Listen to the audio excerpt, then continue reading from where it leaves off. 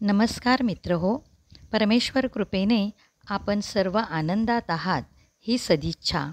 स्वामी प्रसाद प्रेरणा या यूट्यूब चॅनलवर आपण आज ऐकणार आहात श्रद्धा ठेवली पण वेळीच अंधश्रद्धा ओळखली. मित्र हो, मागील व्हिडिओमध्ये आपण ऐकले होते की डॉक्टर मनियार मॅडमनी आम्हाला निक्षून सांगितले होते की प्रसादला दुसऱ्या कोणत्याही डॉक्टरला आता दाखवू नका आणि कोणताही अंधश्रद्धेचा उपाय करू नका. त्याला फक्त जास्तीत जास्त आनंदात ठेवा. एक अनुभवी सिनियर बालरोग तज्ज्ञ म्हणून हे सर्व त्यांच्या अनुभवातूनच त्या सांगत होत्या आणि माझ्या सद्विवेक बुद्धीला ते चांगलेच पटले होते. यावेळी आम्ही एका चाळीत राहत होतो. पूर्वी चाळीतील जीवन एखाद्या परिवारासारखे असायचे. आमचा प्रसाद आता कधीही चालणार नाही ही बातमी हळूहळू आजूबाजूला पसरली. त्यामुळे काहीजण आमच्या घरात येऊन वेगवेगळे उपाय सुचवू लागले. त्यांचा हेतू चांगलाच होता, पण डॉक्टर मनियार यांचा सल्ला काही प्रसंगी मला सावध करायचा. तरीही काही उपाय घरच्यांचे मन राखण्यासाठी आणि कदाचित डॉक्टरांचे निदान चुकूही शकेल ही वेडी आशा डोकं वर काढायची. यामुळे 2-3 उपाय आम्ही करण्याचे ठरवले. त्यातला पहिला उपाय म्हणजे रोज सकाळी गिरगाव चौपाटीला जाऊन प्रसादला आम्ही वाळूच्या खड्ड्यात उभे करायचो आणि तिथे तासभर थांबायचो.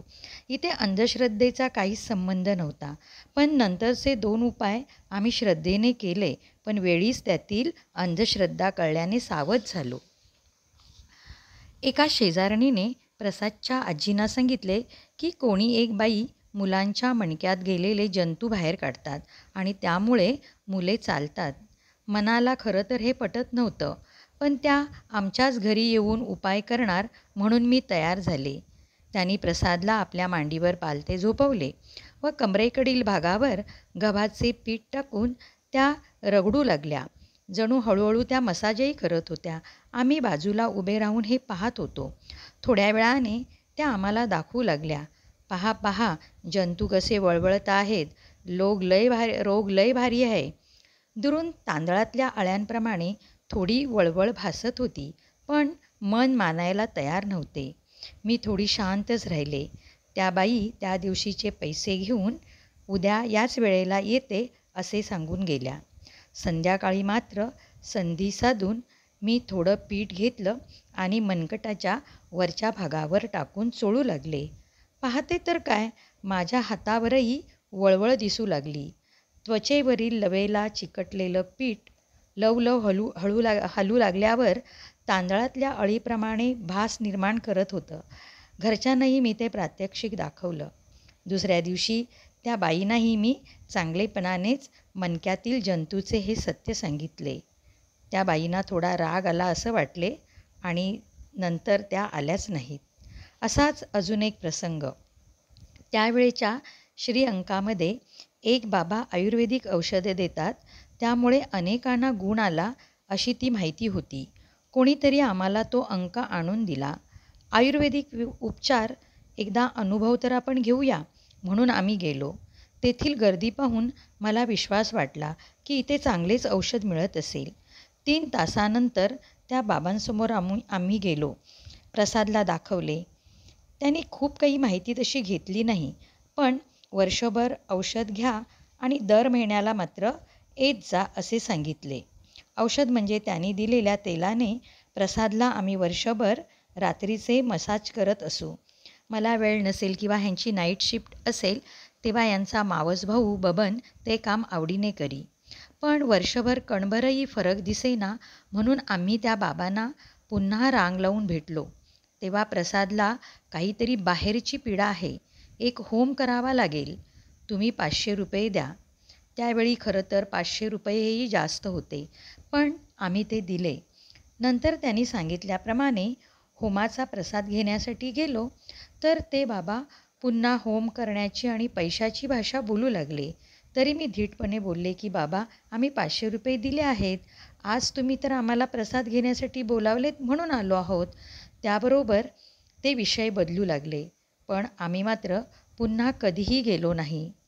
श्रद्धा, अंधश्रद्धा हा ज्याच्या त्याच्या वैचारिक क्षमतेचा आणि अनुभवाचा भाग असतो. पण योग्य वेळी आपली सद्बुद्धी जागृत व्हायला परमेश्वराचीच कृपा लागते, यावर माझा विश्वास आहे. काहींना परमेश्वरही अंधश्रद्धा वाटू शकतो. पण प्रसादच्या भरारीत आलेले अनुभव पाहता माझ्या अल्पमतीने मी एवढेच सांगू शकते की आपल्या देहाला व्यापून सर्वत्र भरून राहिलेली ही एक शक्ती आहे. आपण न बोलताही जे काही विचार कृती करत असतो त्याची नोंद कुठेतरी होत असते. योग्य वेळी त्याची प्रतिक्रिया होत असते. याचे अनुभव आपण पुढे ऐकणारच आहात. पृथ्वी, जल, अग्नी म्हणजे सूर्य, वायू, आकाश यातून सजीव सृष्टी निर्माण झाली आहे, होत असते आणि जगतही असते. ही पंचतत्वे आपणास दिसतात, जाणवतात. पण ह्या पंचतत्वांना निर्माण करणारी कोणी महान शक्ती आहेच ना. मानवी देहाबाबत अनेक शोध लागले आहेत. त्यातून अनेक रोगांवर उपाय आणि औषधांचेही शोध लागत आहेत. पण प्रसादची व्याधी स्पायनल मॅस्क्युलर ॲट्रोपी की जी 10 लाखात एखाद्याला असते, किंवा तत्सम सेरेब्रल पाल्सी, ऑटिझम, त्यानंतर मंगोलियन चाइल्ड, या बऱ्या करणाऱ्या औषधांचा अजूनही तितकासा शोध लागलेला नाही. मला तर वाटतं ही न सुटणारी देह बुद्धी मनाची कोडी त्या शक्तीलाच माहीत, जिने हे सर्व निर्माण केलं, आणि यावर आमचा विश्वास आहे. आणि म्हणूनच आम्ही कधीही कोणत्याही देवाला नवसही केला नाही. फक्त आमचे कर्तव्य आम्ही प्रामाणिकपणे करत राहिलो. मित्रहो, आता इथेच थांबते. पुढील भागात आपण ऐकाल की नर्सरीत प्रवेश केलेला आमचा प्रसाद गातोय, म्हणतोय, because I am special, God made me. मित्रहो, प्रसादच्या पंखाविना भरारीचे आणि पालकत्व कसे घडते याचे अनुभव आपणास आवडत असतील तर नक्कीच लाईक करा, शेअर करा आणि पुढचा अनुभव ऐकण्यासाठी आठवणीने सबस्क्राईब करा. धन्यवाद. नमस्कार.